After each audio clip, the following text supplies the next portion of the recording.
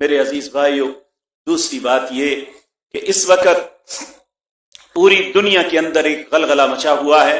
France کے حاکم نے اپنی بدبختی کا دروازہ کھولا ہے۔ اس نے ہمارے نبی کا کچھ نہیں بگاڑا، اس نے اپنی بدبختی کا دروازہ کھولا ہے۔ یاد رکھیں، وَلَقَدِ اسْتُهْزِئَ بِرُسُلٍ مِّن قَبْلِكُمْ، اللہ قرآن میں اپنے حبیب کریم کو کہا کہ آج یہ تیرا جو مذاق اڑاتے ہیں نا، یہ تجھ سے پہلے نبیوں کا بھی انہوں نے اسی طرح مذاق اڑایا، آپ صبر کریں، کوئی بات نہیں۔ وَاللَّهُ يَعْصِمُكَ مِنَ النَّاسِ، اے میرے نبی میں تیری حفاظت کرنے والا ہوں، میں لوگوں سے تمہیں بچاؤں گا۔ اور دوسرے مقام پہ فرمایا اِنَّا كَفَيْنَاكَ الْمُسْتَهْزِئِينَ، اے اللہ، اے میرے پیارے نبی، جو تیرا مذاق اڑائے گا اس کے لیے میں کافی ہو جاؤں گا۔ اب ہم تاریخ میں جاتے ہیں۔ سب سے پہلے نبی مکرم صلی اللہ علیہ وسلم کے متعلق بری سوچ، برے الفاظ، برے کلمات ابو لہب کے بیٹے عتیبہ نے کہے۔ نبی کریم کا تعلق نبوت سے پہلے اتنا تھا اپنے چچا کے ساتھ، آپ نے اپنی دونوں بیٹیاں رقیہ اور ام کلثوم رضی اللہ تعالی عنہما دونوں کی نسبت ہی نہیں کی تھی، بلکہ نکاح ہو چکا تھا، ابھی رخصتی نہیں ہوئی تھی۔ جب آپ کو نبوت ملی، آپ نے اللہ کی وحدانیت کی دعوت دی، تو ابو لہب آپ کے مخالف ہو گیا۔ اس نے اپنے بیٹوں سے کہا کہ نبی مکرم کے پاس جا کے دونوں ان کی بیٹیوں کو طلاق دے دو، ان کو وصیت دینے کے لیے۔ ایک نے تو صرف طلاق کا بات کہی اور دوسرے نے بکواس کی، نعوذ باللہ آپ کی طرف تھوکا۔ نبی کریم صلی اللہ علیہ وسلم آپ نے اپنی زبان سے کہا کہ جا، تجھے جنگل کا کتا کھائے گا۔ جنگل کے کتے سے مراد شیر ہے۔ جب اس بیٹے نے عتیبہ نے جا کے اپنے باپ کو بتایا، وہ تو گھبرا گیا، حالانکہ وہ جانتے تھے اس زبان اطہر سے جو بات نکلے وہ کبھی غلط نہیں ہوتی اور وہ پوری ہو کے رہتی۔ گھبرا گیا اور اپنے بیٹوں کو تجارتی سفر پہ جانے سے منع کر دیا۔ آخر لوگوں نے آر دلائی، تم نے کیا بیٹیوں کی طرح گھر میں بند کر لیا ہے؟ اور لوگوں نے اصرار کر کے کہا ہم ان کی حفاظت کریں گے، ہمارے ساتھ بھیجو۔ وہ کہنے لگا دیکھ لو۔ انہوں نے کہا پھر طے یہ پایا کہ جب تم کہیں قافلہ ٹھہراؤ یا قافلے کو لے جاؤ، میرے بچے کو درمیان میں رکھنا اور سارے اس کے ارد گرد ہونا تاکہ کوئی بھی اسے نقصان نہ دے سکے۔ لیکن پیارے نبی کی زبان سے نکلی ہوئی بات پورا کرنے والا رب ہو تو اسے کون روک سکتا ہے؟ جب یہ لوگ اردن کے ایک شہر کے جس کا نام زرقا ہے، جب اس کے قریب پہنچے تو یہ قافلہ ٹھہرا۔ وہاں ایک شخص نے کہا کہ یہاں درندے ہیں، یہاں نہ ٹھہرو۔ کہنے لگے ہمارا کیا بگاڑ لیں گے درندے؟ یہ اللہ کی مشیت تھی، اللہ کا فیصلہ تھا، ان کے دل میں یہی بات ڈالی۔ انہوں نے کہا ہم بندوبست کر کے سوتے ہیں۔ انہوں نے سب کے درمیان اسے پھر اپنا سامان رکھا، پھر لوگ لیٹے، پھر اپنے اونٹوں کو بٹھایا، پھر آگ کے الاؤ جلا دیے کہ کوئی درندہ آ نہ سکے۔ تاریخ ہمیں بتاتی ہے ایک شیر آیا، سب کے سروں کو سونگ رہا ہے، کوئی نہیں نظر آتا، وہ ایک جست لگاتا ہے درمیان میں، اس کے سر پہ پہنچتا ہے، اس کو سونگتا ہے، اس کے منہ پہ سر کو پکڑ کے کچل دیتا ہے۔ اس کی زندگی کے آخری الفاظ یہ تھے کہ محمد نے سچ کہا تھا، میرے ساتھ یہی کچھ ہونا تھا۔ یہ پہلا شخص تھا جسے اللہ نے عبرت کا نشان بنا دیا دنیا کے سامنے کہ جو رسول اللہ پہ بھونکے گا اللہ اس کے ساتھ یہی انجام کریں گے۔ دوسرا اس کا باپ بدر کی جنگ میں وہ دوسرے بدبخت سارے، ابو جہل بھی، عتبہ بھی، شیبہ بھی، ابن رویہ کے بیٹے اور بہت سے سردار قتل ہو جاتے ہیں، یہ ابو لہب بچ جاتا ہے۔ کیوں اللہ نے بچایا؟ اس کا آگے جا کے ہمیں علم ہوتا ہے۔ اس وقت انسان سوچتا ہے یہ بدبخت، یہ رسول اللہ کا پڑوسی ہونے کے ناطے ہمیشہ آپ کو تکلیف اور اذیت دیا کرتا تھا، نبی مکرم اپنے اخلاق اور کردار کی وجہ سے یہی کہہ کے آتے، کیا ہمسائیگی کا حق یہی ہے جو آپ میرے ساتھ کر رہے ہیں؟ لیکن وہ بدبخت تھے، اللہ کے نبی ایک خوبصورت انسان تھے، اللہ نے ان کے اخلاق کی خود تعریف کی۔ اس کے ساتھ کیا ہوا؟ جب بدر سے واپس پلٹا، اسے ایک بیماری نے آ لیا، اس کے پورے جسم پہ پھنسیاں نکل آئیں اور ان سے پیپ بہنے لگی۔ معاملہ یہاں تک پہنچا کہ اس کے جسم سے بدبو آنے لگی، اس کے بیٹے بھی اس کے قریب نہیں ہوتے۔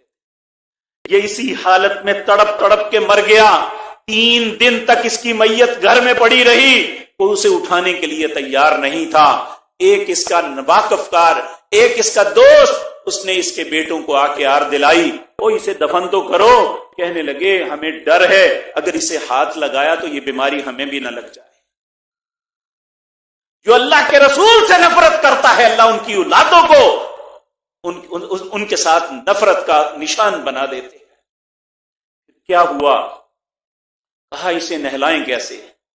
پھر اسے رسیوں سے باندھ کے پانی میں پھینکا گیا۔ انہی رسیوں کو پکڑ کے ایک جگہ، ایک پہاڑ کی اوٹ میں اس کی لاش کو پھینک کے اس کے اوپر پتھر ڈال دیے گئے۔ یہ انجام ہوا رسول اللہ کا مذاق اڑانے والے کا۔ اور میرے بھائیوں، تاریخ بہت لمبی ہے، ہزاروں انسانوں کے واقعات ہمیں تاریخ میں ملتے ہیں۔ قریب ترین ناروے کا وہ شخص جس نے سب سے پہلے رسول اللہ صلی اللہ علیہ وسلم کے خاکے بنانے کی جسارت کی تھی۔ پہلی بات تو یہ یاد رکھیں، نبی کریم صلی اللہ علیہ وسلم ایک مرتبہ جب آپ پہ سورت لہب نازل ہوئی، تبت یدا ابی لہب وتب ما اغنى عنہ مالہ وما کسب، جب یہ سنا نا ام جمیل نے، یہ ابو لہب کی بیوی تھی، ابو سفیان کی بہن تھی، یہ چونکہ بہت بڑے خاندان کے لوگوں کی بیٹی تھی، یہ بڑے غصے سے آئی۔ سیدنا ابو بکر کے ساتھ نبی کریم حرم کے صحن میں بیٹھے تھے۔ ابو بکر نے کہا یہ ام جمیل آ رہی ہے، اس کے ارادے ٹھیک نہیں ہیں۔ نبی کریم نے فرمایا اللہ مجھے اس کی آنکھوں کو بند کر دے گا، یہ مجھے دیکھ نہیں سکے۔ اللہ سے دعا کی، اللہ رب العزت نے، وہ آ کے بڑا بکنے لگی اور کہنے لگی یہ مذمم یعنی نعوذ باللہ یہ وہ شخصیت ہے جن کی مذمت کی گئی ہے، حالانکہ محمد کا معنی ہے جس کی تعریف کی جائے۔ جب یہ ساری بکواس کر کے چلی گئی تو سیدنا ابو بکر حیران ہوئے، یا رسول اللہ کیا انہوں نے آپ کو دیکھا نہیں؟ اس نے آپ کو دیکھا نہیں؟ آپ نے فرمایا نہیں، اللہ نے اس کی نظر کو بند کر دیا، مجھے نہیں دیکھ سکی۔ تو پھر جب اس نے آپ کی ہجو کی تو اس وقت نبی کریم نے سیدنا ابو بکر کو کہا ابو بکر اس نے میرا کچھ نہیں بگاڑا، یہ تو کسی مذمم کو کہہ رہی تھی، میرا نام تو محمد ہے۔ میرے بھائیو یہ بات یاد رکھیں، دنیا کا کوئی بھی خناس انسان جو مرضی تصویر سکیچ بنا لے، اچھی یا بری، میرے نبی کی جوتوں کی خاک بھی نہیں وہ ہو سکتی۔ ہمارے نبی ان ساری چیزوں سے مبرہ، خوبصورت، بلند ہیں، کوئی ایسا نہیں کر سکتا، لیکن وہ اپنی خباثت کی بنیاد پہ جس نے پہلی دفعہ خاکے بنائے، جب اس کے متعلق ناروے کی حکومت کو خوف پیدا ہوا کہ اسے مار دیا جائے گا، تو پھر اس کا نتیجہ کیا نکلا؟ انہوں نے ایک بہت بڑی بلڈنگ کے اندر بہت بڑا بیسمنٹ تھا، دنیا کی ہر نعمت وہاں، کتابیں، سب چیزیں انہیں دے دی گئی کہ آپ اس بیسمنٹ میں رہیں آپ کی حفاظت کے لیے، تاکہ تمہیں کوئی نقصان نہ پہنچا سکے۔ اب اس نے کئی ماہ تک کتنے خوف کے ساتھ زندگی گزاری یہ اللہ جانتا ہے یا وہ جانتا ہے۔ بالآخر ایک دن اس کا ناشتہ لے کے جانے والے گئے تو وہ اپنی سیٹ کے اوپر جلا پڑا تھا، اس کی لاش کوئلہ ہو چکی تھی، اس نے خود اپنے آپ کو جلایا۔ یہ کیا ہوا؟ یہ آج تک ایک پردہ ہے جو کوئی نہیں دیکھ سکا، لیکن اللہ نے عبرت کا نشان بنا دیا۔ میرے بھائیو یہ بات یاد رکھیں، مسلمان کتنا ہی بدعمل کیوں نہیں، لیکن اپنی ذات کے متعلق ممکن ہے گالی برداشت کر لے، اللہ کے پیارے حبیب کے متعلق کوئی شخص نہیں برداشت کرتا۔ دیکھیں نا وہ چیچن نوجوان آیا تھا پڑھنے کے لیے یونیورسٹی میں، بکواس کرتا رہا استاد، وہ برداشت کرتا رہا، لیکن بالآخر جب اس کی خباثت نہ ختم ہوئی اس نے ذبح کر دیا، عبرت کا نشان بنا دیا۔ اور انشاءاللہ یہ بات دیکھیں گے، یہ ہمارے بھائی جو جلوس نکالتے ہیں یہ ان کے جذبات ہیں، نعرے لگاتے ہیں ان کے جذبات ہیں۔ میرے بھائیوں میں آپ سے التجا کروں گا، جلوسوں سے ان کا کچھ نہیں بگڑے گا۔ حقیقت بات یہ ہے کہ جس طرح وہ ہمارے نبی سے نفرت کا اظہار کرتے ہیں اتنی محبت ٹوٹ کے ہم آپ کے ساتھ کریں اور آپ کی طریقے پہ اپنے آپ کو چلانے کی کوشش کریں۔ یہی ایک ایسی چیز ہے جس طرح پانی میں نمک ڈال دیا جائے وہ خود ہی گھل گھل کے ختم ہو جاتا ہے، آپ کی زندگی اور آپ کے کردار کو دیکھ کے کفر ویسے ہی ختم ہو جائے گا اگر ہم اپنے کردار کو رسول اللہ کے کردار کے مطابق بنا لیں، اپنے اختلافات کو ختم کر دیں۔ مختلف پیروں اماموں ہم سب کی عزت کو سلام کرتے ہیں، لیکن ہمارے رہبر، ہمارے آگو، ہمارے رسول، ہمارے مرشد صرف ایک ہیں اور ان کا نام جناب محمد الرسول اللہ ہے۔ ہم سب اتفاق کر لیں کہ اپنی زندگی کا ہر معاملہ رسول اللہ کے حکم کے مطابق بجا لائیں گے تو یقین جانیے یہ کفر ویسے ہی مٹ جائے گا۔ لیکن دوسرا یہ ہے جب انسان کے اندر ایمان کی قوت آ جاتی ہے۔ میرے عزیز بھائیوں، نبی کریم صلی اللہ علیہ وسلم جب اس دنیا سے تشریف لے گئے تو مسلمان مختلف محاذوں پہ لڑتے تھے۔ اس وقت یہ پوچھا جاتا کسی بھی جنگ سے پہلے کہ تمہارے اندر کوئی صحابی ہے؟ تو کہتے ہاں ایک صحابی ہے۔ تو کہنے لگے پھر اللہ ہمیں شکست نہیں دیں گے۔ نبی کریم صلی اللہ علیہ وسلم کے ساتھیوں کی برکت کی وجہ سے اللہ فتح دے دیتا تھا۔ پھر اس کے بعد جب اگلا دور آیا تو لوگ پوچھتے تھے کیا تمہارے اندر کوئی تابعی ہے؟ تابعی اسے کہتے ہیں جس نے ایمان کی حالت میں صحابی کو دیکھا ہو۔ تو جب وہ کہتے ہیں تو کہتے اب اللہ تمہیں شکست نہیں دے گا، تمہیں ضرور فتح ہوگی۔ یہ صحابہ کی زندگی کا واقعہ ہے۔ ایک جنگ بڑی طویل ہو گئی، کئی مہینے گزر گئے، وہ ان کا گھیراؤ کیے ہوئے کوئی نتیجہ نہیں نکل رہا تھا۔ ایک دن فجر کی نماز پڑھ کے صحابہ بیٹھے ہوئے آپس میں مشورہ کر رہے ہیں، کہنے لگے کیا ہمارے سے کوئی رسول اللہ کی سنت چھوٹ گئی ہے، ہم سے کوئی غلطی ہو گئی ہے جس کی وجہ سے ہم جو ہے ہمیں ابھی تک فتح نہیں ہو رہی۔ تاریخ ہم نے لکھا ہے، سب سوچنے بیٹھ گئے، ان کے ذہن میں اور کوئی بات نہیں آئی، سب وقت پہ نماز پڑھتے ہیں، سب معاملے اسی طرح چل رہے ہیں۔ ایک شخص نے کہا اس مصروفیت نے ایک بات ہم سے چھڑا لی کہ ہم مسواک نہیں کرتے۔ اچھا، سب نے کہا باقی بات تو ٹھیک ہے، ہم میں کسی شخص نے مسواک نہیں کی، سب نے سالار نے حکم دیا سب مسواکیں لے کے درختوں پہ چڑھ جائیں، مسواکیں لے کے مسواکیں کریں، اللہ کے رسول کی ایک سنت کی وجہ سے اللہ ہمیں فتح دے دیں گے۔ سب درختوں پہ چڑھ گئے۔ اب کفار کے لشکر اور ان کے جو ہے جاسوس انہوں نے دیکھا سب درختوں پہ چڑھ کے مسواکیں لے کے اترے ہیں، ان کے دل میں اللہ نے ایسا روب ڈالا، کہنے لگے اپنے دانت تیز کر رہے ہیں، یہ ہمیں کھا جائیں گے، بھاگ گئے سب۔ اللہ کے رسول کی سنت کا اتنا روب ہے، اللہ کے رسول کے طریقے کی یہ عظمت ہے کہ اللہ رب العزت نے اپنے نبی کے ایک سنت پہ عمل کرنے کی وجہ سے کفار کے دلوں میں روب ڈال دیا۔ اس لیے میرے عزیز بھائیو یاد رکھے، یہ مجھے کل اس بات کا علم ہوا ہے کہ 60 لاکھ لوگ ہیں صرف فرانس کے اندر جو مسلمان ہیں، 60 لاکھ لوگ، اور اسی طرح یورپ میں۔